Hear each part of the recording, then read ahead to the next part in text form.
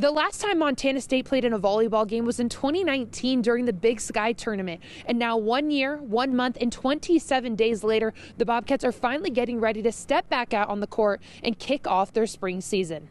I think it's like they've been in the desert for 400 days and they're thirsty and they're ready to drink. In a similar format to this year's basketball season, the Bobcats will play 2 back-to-back matches against the same opponent each week for a total of 16.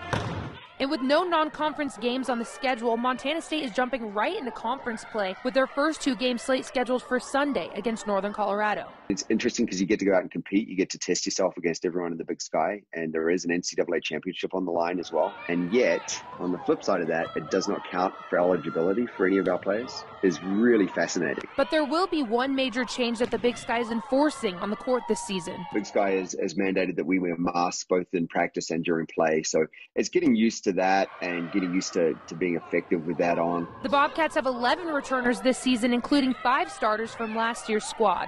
The practice gym that we have right now is the most competitive practice gym I've had in my 5-6 years here now. I'm sitting there going, this is really good volleyball and nobody gets to see it.